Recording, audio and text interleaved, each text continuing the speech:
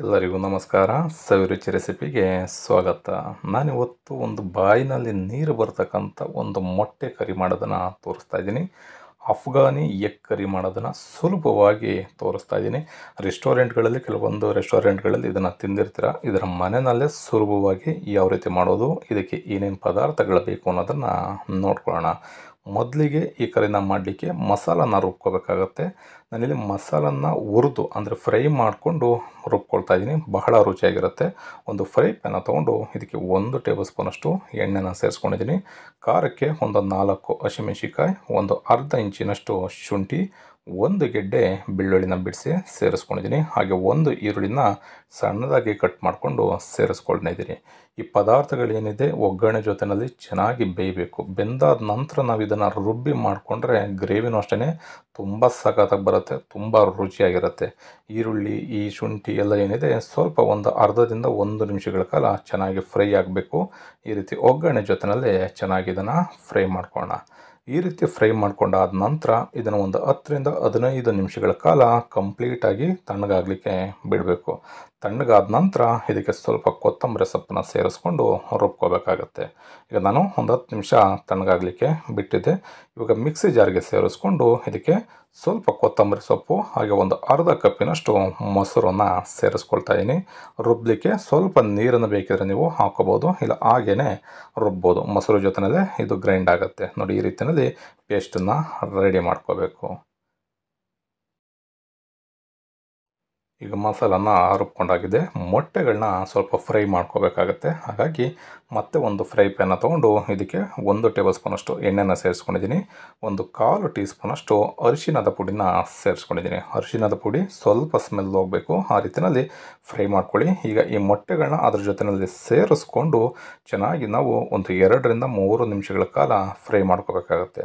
ಈ ರೀತಿ ಆ ಮೊಟ್ಟೆಯ ಮೇಲ್ಗಡೆ ಭಾಗ ಏನಿದೆ ಆ ಲೇಯರ್ ಎಲ್ಲ ಸ್ವಲ್ಪ ರಫ್ ಆಗುತ್ತೆ, ಅಂದರೆ ಚೆನ್ನಾಗಿ ಫ್ರೈ ಆಗುತ್ತೆ. ಆಗ ನಿಮಗೆ ತಿನ್ನಲಿಕ್ಕೆ ಬಹಳ ರುಚಿಯಾಗಿರುತ್ತೆ. ನೋಡಿ, ಈಗ ಒಂದು 2ರಿಂದ 3 ನಿಮಿಷ ಈ ರೀತಿ ಚೆನ್ನಾಗಿ ಫ್ರೈ ಮಾಡ್ಕೊಂಡಿದ್ದೀನಿ. ಈಗ ಸಪ್ರೇಟಾಗಿ ಒಂದು ಪ್ಲೇಟ್ಗೆ ಇದನ್ನು ತೆಗೆದಿಟ್ಕೊಳ್ಳೋಣ. ಈ ರೀತಿ ಫ್ರೈ ಮಾಡ್ಕೊಂಡಾದ ನಂತರ ಈಗ ಅದೇ ಫ್ರೈ ಪ್ಯಾನ್ಗೆ ಮತ್ತು ನಾನು 2 ಟೇಬಲ್ ಸ್ಪೂನಷ್ಟು ಎಣ್ಣೆನ ಸೇರಿಸ್ಕೊಳ್ತಾ ಇದ್ದೀನಿ. ನೀವು ಬೆಣ್ಣೆ ಅಥವಾ ತುಪ್ಪ ಇದೆ ಅಂದರೆ ಅದನ್ನು ಬೇಕಿದ್ರೂ ಸೇರಿಸ್ಕೋಬೋದು. ಸ್ವಲ್ಪ ಗರಂ ಮಸಾಲೆಗಳನ್ನ ಸೇರಿಸ್ಕೊಂಡಿದ್ದೀನಿ. 2 ಪಲಾವ್ ಎಲೆ, 1 ಟೀ ಸ್ಪೂನಷ್ಟು ಜೀರಿಗೆ, 1-2 ಲವಂಗ, 1 ಪೀಸ್ ಚಕ್ಕೆ, 1-2 ಏಲಕ್ಕಿ, ಇಷ್ಟು ಗರಂ ಮಸಾಲೆಗಳನ್ನ ಸೇರಿಸ್ಕೊಂಡು ಸ್ವಲ್ಪ ಎಣ್ಣೆಯಲ್ಲಿ ಚೆನ್ನಾಗಿ ಫ್ರೈ ಮಾಡ್ಕೊಳ್ಳಿ. ಅದಾದ ನಂತರ ನಾವು ರುಬ್ಬಿಟ್ಕೊಂಡಿರ್ತಕ್ಕಂಥ ಮಸಾಲ ಏನಿದೆ ಅದನ್ನು ಇದ್ರ ಜೊತೆಯಲ್ಲೇ ಸೇರಿಸ್ಕೋಬೇಕು. ಈ ಮಸಾಲಾನ ಸೇರಿಸ್ಕೊಂಡು ಈ ಮಸಾಲಾನ ಈ ಒಗ್ಗರಣೆ ಎಣ್ಣೆ ಜೊತೆಯಲ್ಲಿ ನೀವು ಎಷ್ಟು ಸಖತ್ತಾಗಿ ಬೇಯಿಸ್ತೀರಾ ಅಷ್ಟು ಸಖತ್ತಾಗಿ ಗ್ರೇವಿ ರೆಡಿ ಆಗುತ್ತೆ. ತಿನ್ನಲಿಕ್ಕಂತೂ ಬಹಳ ರುಚಿಯಾಗಿರುತ್ತೆ. ಈಗ ಒಂದು ಲಿಡ್ಡನ್ನ ಕ್ಲೋಸ್ ಮಾಡಿ ಮೀಡಿಯಮ್ ಊರಿನಲ್ಲಿ ಇಟ್ಕೊಂಡು ಚೆನ್ನಾಗಿ ಒಂದು 4ರಿಂದ 5 ನಿಮಿಷ ಆದ್ರೂ ನಾವು ಬೇಯಿಸ್ಬೇಕಾಗತ್ತೆ. ನಿಮ್ಗೆ ಏನಾದ್ರು ತುಂಬ ಗಟ್ಟಿ ಆಗ್ತಾ ಇದೆ ಅನ್ನೋದಾದರೆ ಸ್ವಲ್ಪ ನೀರನ್ನು ನೀವು ಬೆರೆಸ್ಕೋಬೋದು. ನಾನೀಗ ಇಲ್ಲಿ ಇದಕ್ಕೆ ರುಚಿಗೆ ತಕ್ಕಷ್ಟು ಉಪ್ಪು ಹಾಗೆ ಒಂದು ಅರ್ಧ ಟೀ ಸ್ಪೂನಷ್ಟು ಗರಂ ಮಸಾಲ, 1 ಟೇಬಲ್ ಸ್ಪೂನಷ್ಟು ಬೆಣ್ಣೆ ಇದ್ದರೆ ಬೆಣ್ಣೆನ ನೀವು ಸೇರಿಸ್ಕೋಬೋದು. ನಾನು ಕೂಡ ಸೇರಿಸ್ಕೊಂಡಿದ್ದೀನಿ. ಹಾಗೆ 1 ಟೇಬಲ್ ಸ್ಪೂನಷ್ಟು ಫ್ರೆಶ್ ಕ್ರೀಮ್ನ ಸೇರಿಸ್ತಾ ಇದ್ದೀನಿ. ಫ್ರೆಶ್ ಕ್ರೀಮ್ ಇದ್ದರೆ ಸೇರಿಸಿ, ಇಲ್ಲ ಅಂತಂದರೆ ಸ್ಕಿಪ್ ಮಾಡಿ.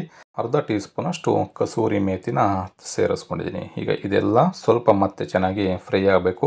ಒಂದು ಅರ್ಧ ಕಪ್ಪಿನಷ್ಟು ನೀರನ್ನು ಸೇರಿಸ್ಕೊಂಡು ಮತ್ತೆ ನಾನು ಒಂದು 3ರಿಂದ 4 ನಿಮಿಷಗಳ ಕಾಲ ಮೀಡಿಯಮ್ ಊರಿನಲ್ಲೇ ಚೆನ್ನಾಗಿ ಇದನ್ನು ಬೇಯಿಸ್ಕೊಳ್ತಾ ಇದ್ದೀನಿ.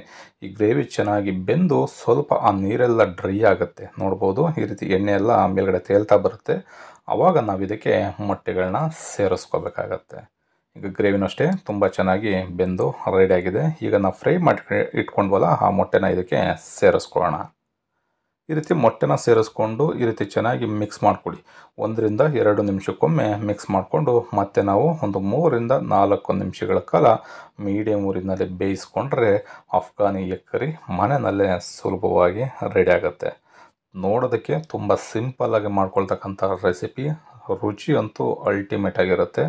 ಇದನ್ನು ನೀವು ಚಪಾತಿ ಜೊತೆಗೆ, ರೋಟಿ ಜೊತೆಗೆ ಅಥವಾ ಬಿಸಿ ಬಿಸಿ ಅನ್ನ ಮುದ್ದೆ ಮಾಡಿಕೊಂಡ್ರೂ ಅದಕ್ಕೂ ಕೂಡ ಈ ಗ್ರೇವಿ ಬಹಳ ರುಚಿಯಾಗಿರುತ್ತೆ. ಈ ವಿಧಾನದಲ್ಲಿ ಮರೆದೇನೆ ನೀವು ಕೂಡ ಮನೆಯಲ್ಲಿ ಒಂದು ಸಲ ಈ ರೆಸಿಪಿನ ಟ್ರೈ ಮಾಡಿ ಹೇಗಿತ್ತು ಅನ್ನೋದನ್ನು ಕಮೆಂಟ್ ಮಾಡಿ. ಈ ರೆಸಿಪಿ ಇಷ್ಟ ಆಗಿದ್ದರೆ ಆದಷ್ಟು ಜನಕ್ಕೆ ಈ ರೆಸಿಪಿನ ಶೇರ್ ಮಾಡಿ. ಇನ್ನೂ ಹೊಸದಾಗಿ ನೋಡ್ತಾ ಇರ್ತಕ್ಕಂಥವ್ರು ನಮ್ಮ ಚಾನಲ್ನ ಸಬ್ಸ್ಕ್ರೈಬ್ ಮಾಡ್ಕೊಂಡಿಲ್ಲ ಅಂತಂದರೆ ಸಬ್ಸ್ಕ್ರೈಬ್ ಮಾಡ್ಕೊಳ್ಳಿ, ಪಕ್ಕದಲ್ಲಿ ಇರ್ತಕ್ಕಂಥ ಬೆಲ್ ಬಟನ್ನ ಪ್ರೆಸ್ ಮಾಡಿ. ಹಾಗೆ ನಮ್ಮ ಫೇಸ್ಬುಕ್ ಪೇಜನ್ನು ಕೂಡ ಫಾಲೋ ಮಾಡಿ ಹೇಗಿತ್ತು ಅಂತ ಕಮೆಂಟ್ ಮಾಡಿ ತಿಳಿಸಿ. Thank you.